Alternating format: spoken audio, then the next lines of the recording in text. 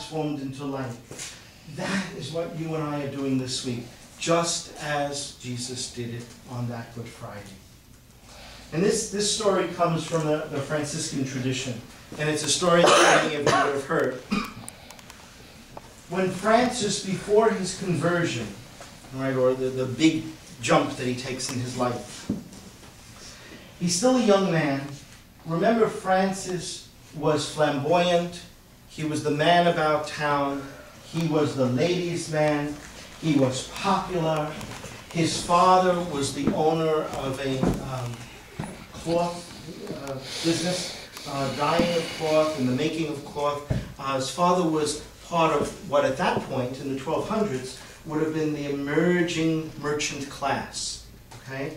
You also have heard of Clare of Assisi. Clare of Assisi, her father was part of the noble class.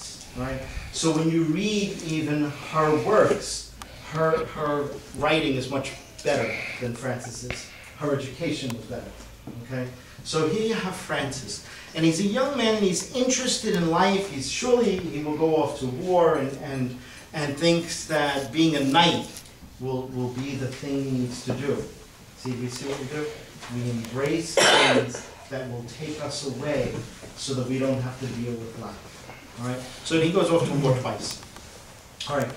But at this point, he is horrified. Now imagine he's young, flamboyant, he was popular, and he was totally disgusted at the sight of lepers.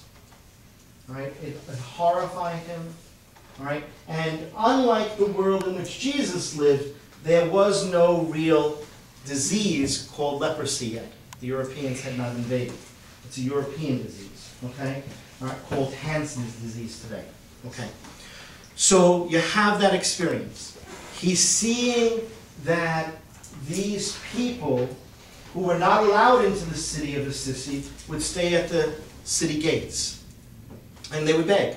The only way they could survive. All right?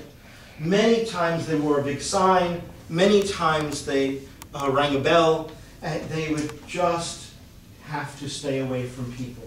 They did not understand Hansen's disease then. They didn't understand how it was caught. They didn't understand how it traveled from person to person. So you left your family, you left everything that was common and important to you, and you lived at the city gate, and you became a beggar. Okay? And in your rags, you stood there. Francis would avoid them. So from a distance, he was generous. He had money, so he would throw them coins.